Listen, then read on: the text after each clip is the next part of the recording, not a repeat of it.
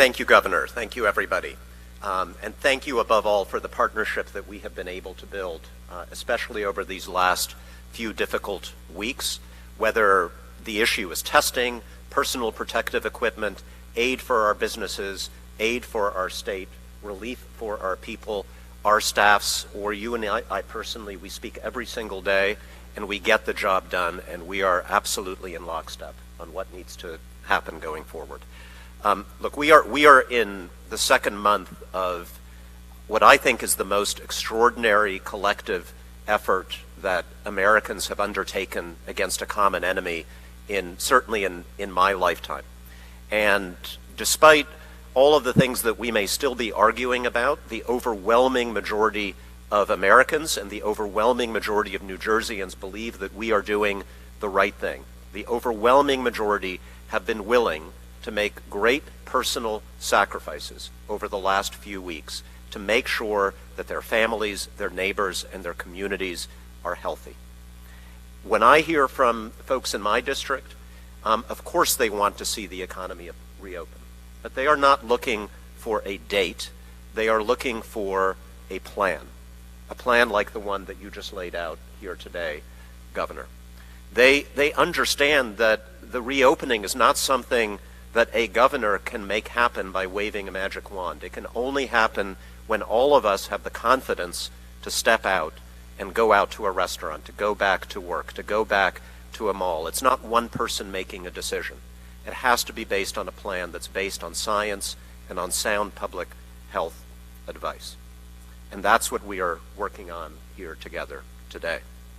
Our job, your federal partners, our job is to make sure that as we make these sacrifices as a state and as individual New Jerseyans, there are resources that make it economically possible for us to do this.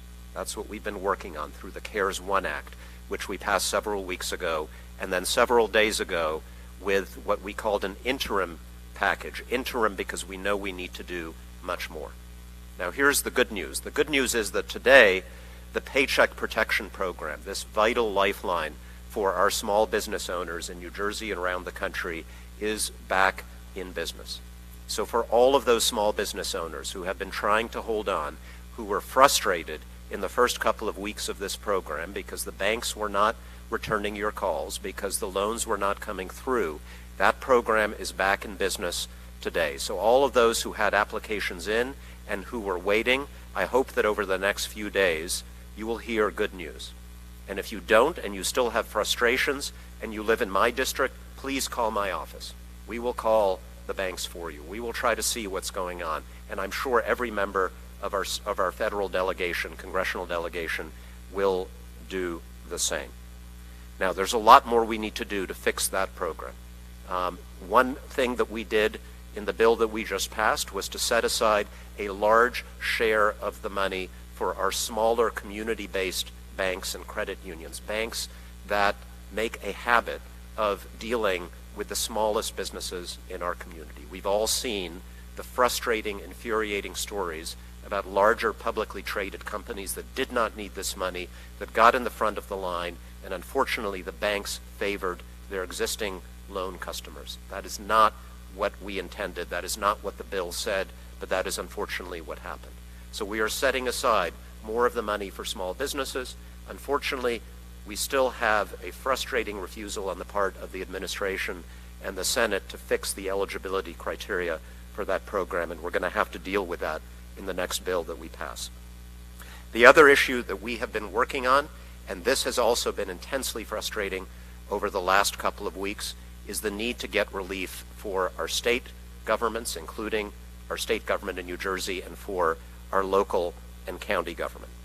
In the first CARES bill, we approved a fund of $150 billion for our state and local governments. And we did this because we understood not only that states would be taking on new expenses to fight this disease, but that they would be seeing a dramatic loss in revenue for obvious reasons, because the economy is virtually shut down. We absolutely intended this money to be helpful to the states that are dealing with this loss of revenue. We felt that we had an explicit commitment from the Trump administration that that would be the case. Unfortunately, it has not been the case because the state of New Jersey and all other states have received guidance telling them, for some reason, that they cannot use this money to compensate for lost revenues due to the COVID-19 epidemic. I was on the phone last night with Speaker Pelosi talking about this very issue. She felt as if we had had a commitment that was betrayed, and we are going to go back as often it takes to the Trump administration to make sure that that first $150 billion is freed up. Right now, as I think we've heard from the governor, a lot of that money is not usable by the states and other local entities that qualified for it. The second thing we need to do is to enhance that fund and make sure it's available for governments, whether they are large states or small towns. And you've heard how this has gotten partisan in Washington over the last several days. This will be the main issue we are debating in the next CARES bill that we will be introducing in the House of Representatives shortly. We believe this is necessary. We've heard some very divisive rhetoric from Leader McConnell in the United States Senate regarding, his attitude about what he called a, quote, blue state bailout. It is irresponsible and, in my view, also unsustainable. Irresponsible because, after all, it is states like New Jersey that create the economic wealth of the United States, including by paying for most of the things that states like Kentucky and Tennessee and Alabama and Indiana do to take care of their people in education and in health. We get in New Jersey 90 cents back from the federal government for every dollar that we pay in taxes. The average resident of Kentucky gets $2.41 back. It is outrageous to suggest that somehow we are asking for a bailout.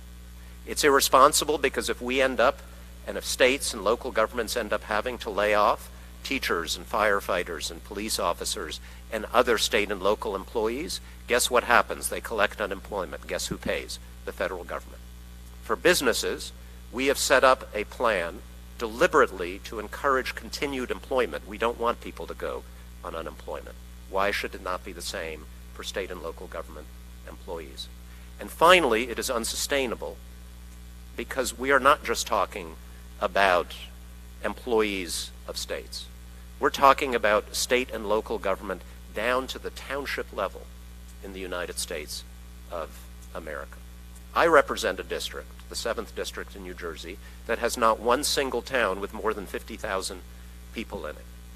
Every single one of my towns is hurting right now. Every single one is seeing tax revenue dry up. Every single one is debating how long they can continue to pay those school teachers, those cops, and those firefighters. This is about the survival of small town America. And at the end of the day, I'm not sure if Mitch McConnell wants to be the person who is responsible for telling small town America to go to hell. That's what he's doing right now.